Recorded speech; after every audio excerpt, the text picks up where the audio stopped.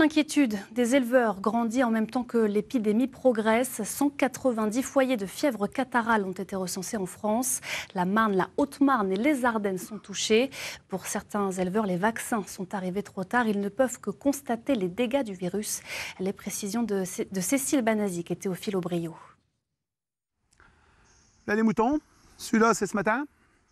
Ça, ce sera peut-être pour demain. Là si on peut encore appeler ça des moutons. Hein. Je ne sais pas si ça ressemble encore à un mouton. Voilà, il n'y a plus de vie.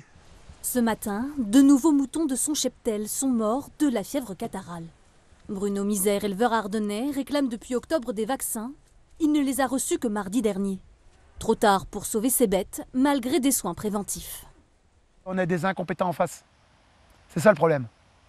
Dans les hautes stratèges, ils savent même peut-être plus ce que c'est qu'un mouton. Ils savent même peut-être pas ce que c'est qu'un mouton. Il va falloir qu'ils redescendent les pieds sur terre, ces gens-là, qui viennent dans les fermes.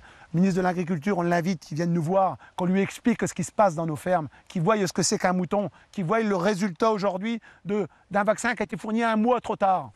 Admettons qu'on n'ait pas voulu nous donner trop tôt pour X raisons, mais un mois trop tard. Vous croyez que ça me fait plaisir de faire le tour de mes moutons et de les voir dans cet état-là tous les jours? Mais j'en suis malade quand je fais le tour.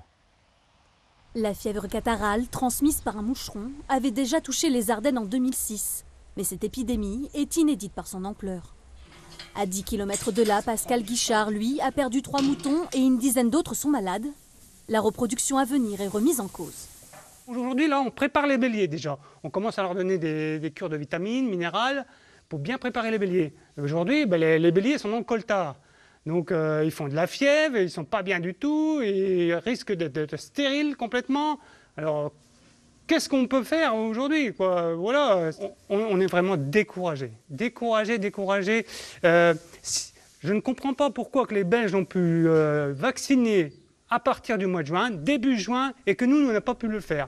Ces éleveurs risquent de constater des complications durant les gestations et de voir naître moins d'agneaux l'année prochaine.